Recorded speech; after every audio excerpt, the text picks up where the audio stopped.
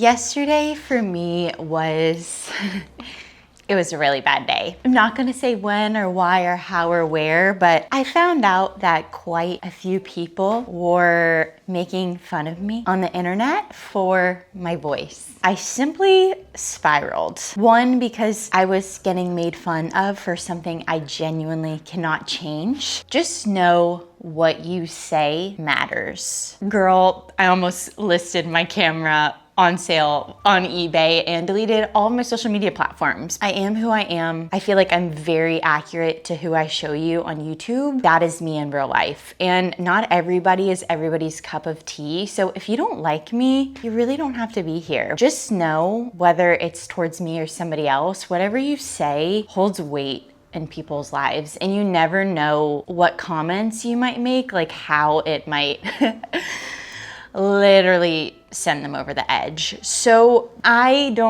shouldn't even be sharing that with you, but I'm always real and honest. My YouTube is for sharing my life, sharing the beauty and the joy and the smallness and the realness. For those of you who support me and speak kindness over me 24/7, like genuinely, I always comment, this like means the world to me. And truly, it means like everything to me. Kindness is so important, especially in this world that we live in. I'm still gonna get to the bookish stuff, but for now, I need to just take care of myself. And I am gonna go do my favorite thing in the entire world. I'm gonna go on a long walk. I think I'm gonna go over towards the beach today. I'm gonna go to a fun coffee shop and just be alone with myself and my thoughts and reflect and just try to get my spark back, because it really yesterday was a really hard day. So let's go just spend some time together and start out the vlog this way. Remember, the words you say really are the homes you live in, and I think it says more about you than it does somebody else, but the words we speak are the homes we live in. They have extreme impact, like more than you could ever know. And with that, I'm gonna leave it in the past. I'm gonna go film, even though I don't want to, because I feel a little bit insecure now, but that's okay. We're gonna work through it, and we're just gonna spend a fun video together. I'm gonna start it off by getting my sparkle back, and we'll get into some bookish stuff a little bit later on in this video.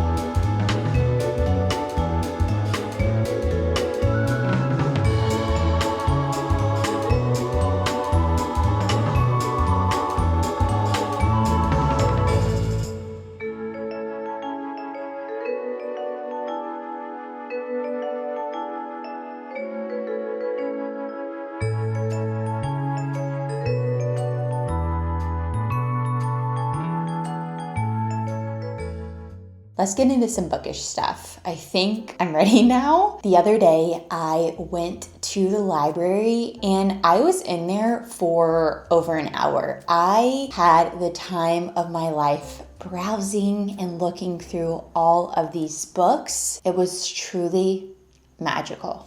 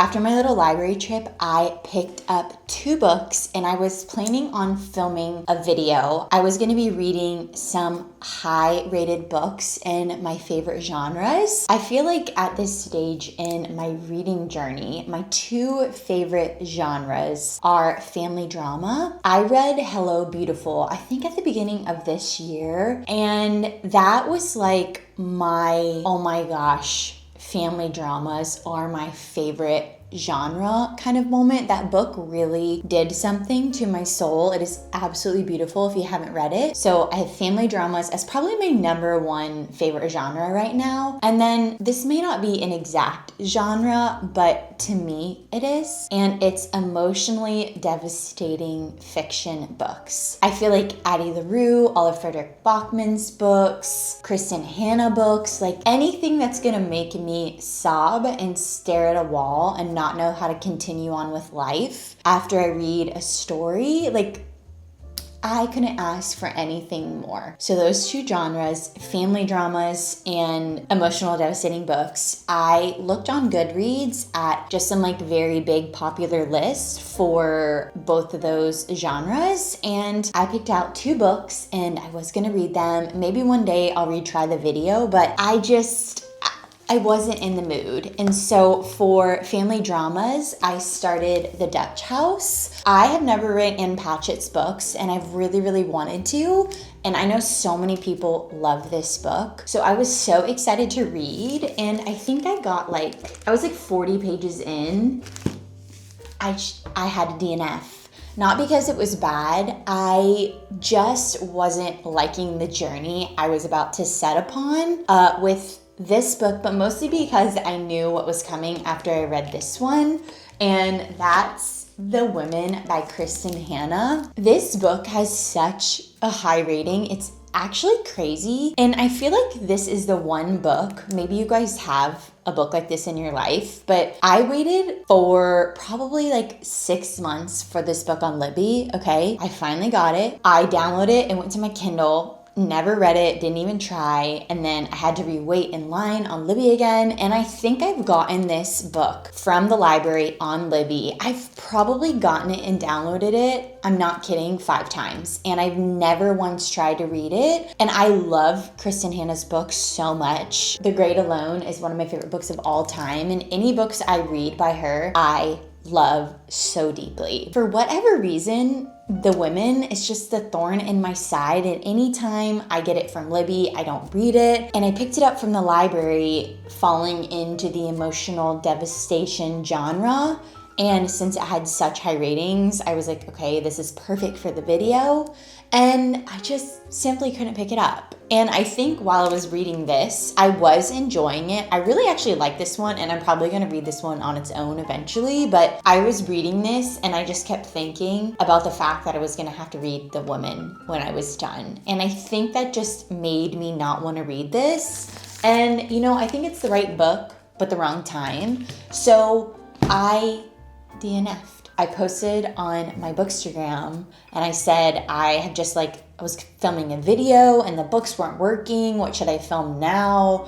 And everybody said DNFing needs more, not glamour, but DNFing needs more attention because so many people, me being one of them, are so hesitant to DNF. If you don't know what DNF is, it's do not finish, so you don't finish a book. We, as in me, need to just start not reading a book. If it's not meeting our taste, put it back on the shelf, return it back to the library. It's simply okay to not like books. All that to say, I DNF'd The Dutch House. I would love to read it one day. I don't know when I'm going to read The Women. I don't know why I can't read it. I don't really even know what it's about, besides I think women in the Vietnam War, but I just can't pick it up.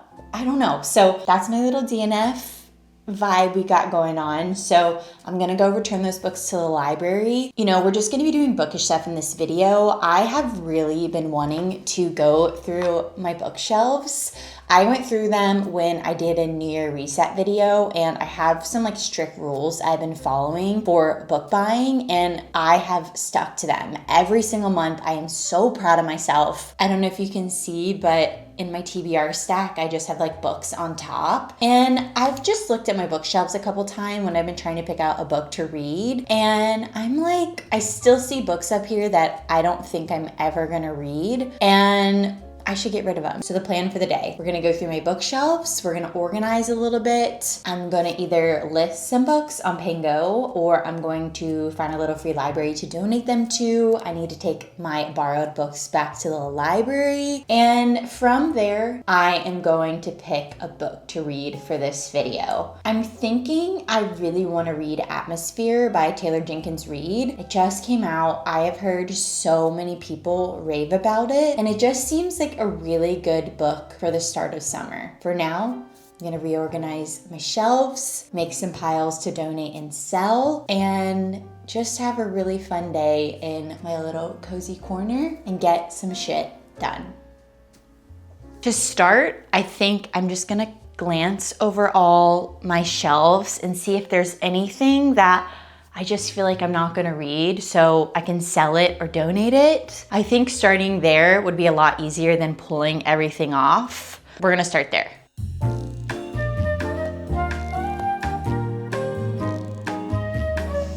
Oh, where do I even begin?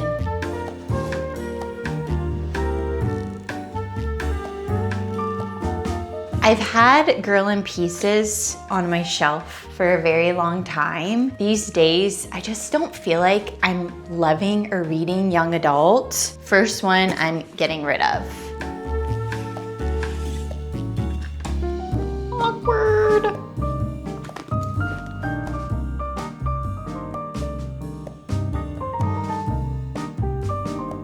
I think we'll be getting rid of this one.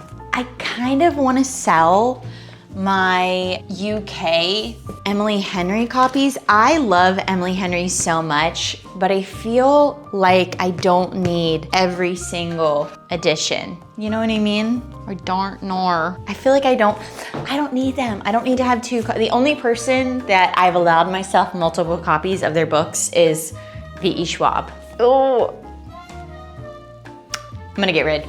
I don't need it. Don't need it. This is such a pretty cover, but I just don't think I'm gonna read it.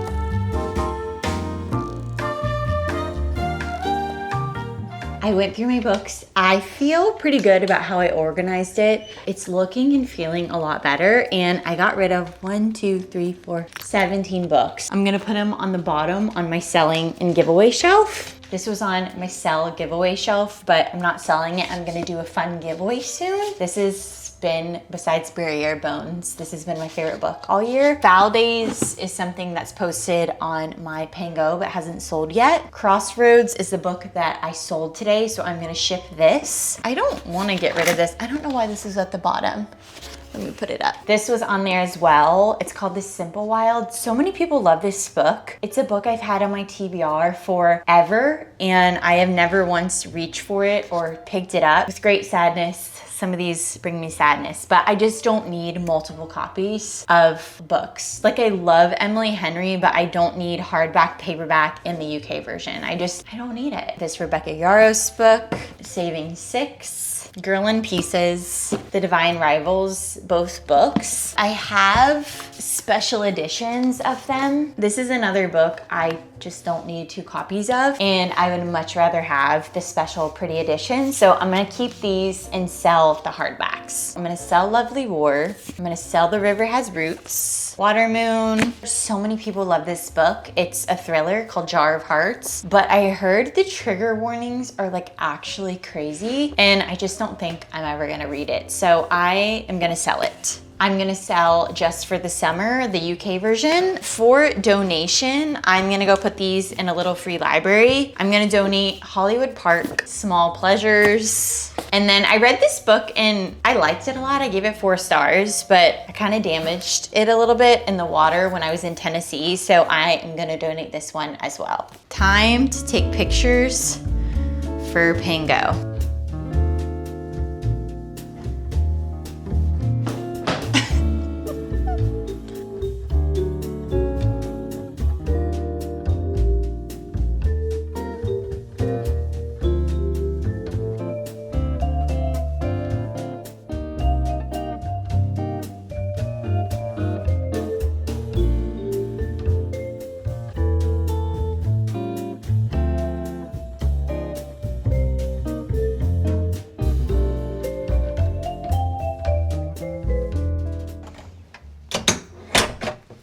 Well, hello from Pittsburgh. I have a 19-hour layover here, which is super fun. So I have some time to go out. I'm gonna go read. I'm gonna go get some coffee. You guys know the drill. I had 2 flights today. I did LA, Dallas, and then I had to sit in Dallas. And I got some fried okra and some sweet tea, and it was what dreams are made of. And then from Dallas, I came here to Pittsburgh. I have 1 flight home tomorrow. I started Atmosphere by Taylor Jenkins Reid. I'm 50 pages in. I have so many things to tell you already. I am absolutely loving it so much. I can't wait to get into my PJs, read, I'm gonna eat, and I need to watch Love Island, but it's gonna be a good, nice little layover here.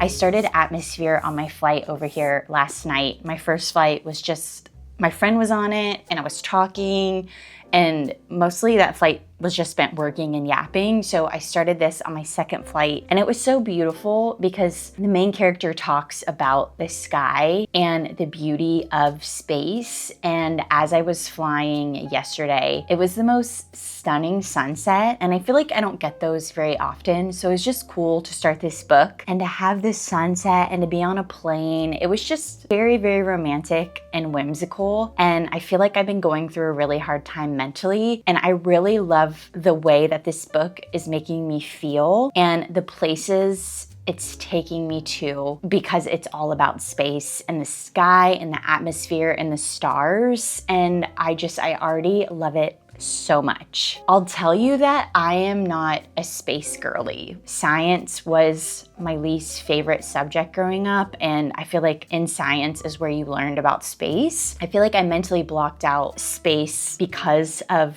my dislike for science and also math. I didn't think I was gonna love the space aspect of it, but so far, 90 pages in, I am just amazed and enthralled and want to devour this story up. up. I am like, do I need to order a space outfit? I'm learning in this book, and I love a book that makes me learn. And it's set in the early 80s in Texas, so it just gives those good summer vibes with beautiful night skies, mosquitoes, hot dogs, coleslaw, good 80s songs. I've been listening to this playlist.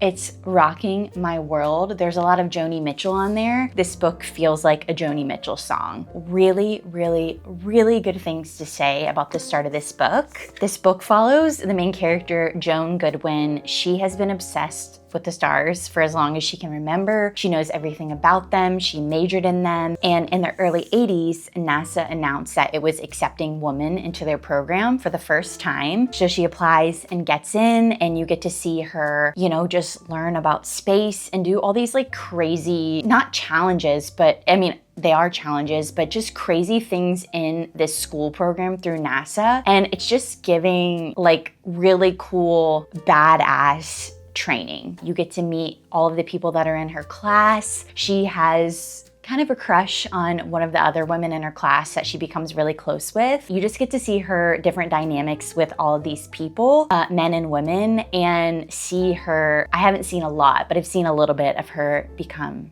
an astronaut. And it's really fucking cool. I'm blown away already, and I'm 90 pages in. The book actually opens up in, I think it's, 1984 with a spaceship accident and with some deaths. So you already know kind of that there's gonna be tragedy in this book, and then it flips to 7 years earlier. Even when I first opened up the book and read about this huge accident and these people dying that I didn't really know yet, I'm like, this no.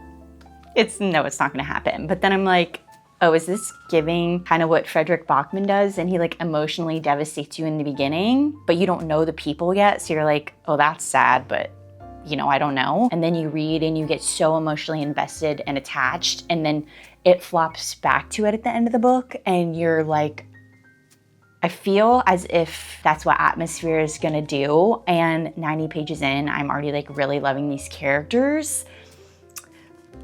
So this one might hurt like a bitch. I am back home now in Los Angeles, and I realized I forgot to show you me listing my books, but I listed them. I actually listed them during some downtime while I was flying. I posted all my books to Pango, and a lot of them sold. I think I sold 8 or 9 books total. And I have my little printing station all ready to go. So we're gonna pack all of my books up and go bring them to the post office. First up, I sold Saving 6, and it's going to Hey.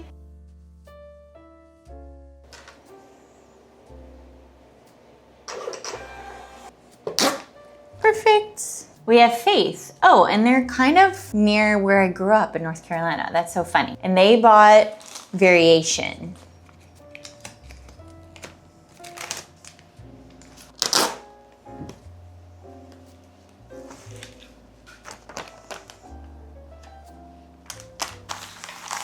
Then we have Riley. She bought all of the Emily Henry UK versions. So 1, 2, 3.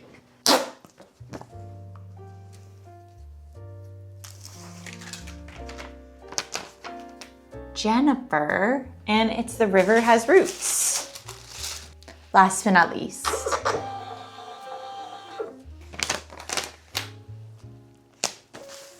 if you're a 90s baby, you know scratch and sniff stickers, and I have these Howdy raspberry stickers. They smell so good, and I ran out of little like thank you notes, so I'm gonna put a little sticker on top.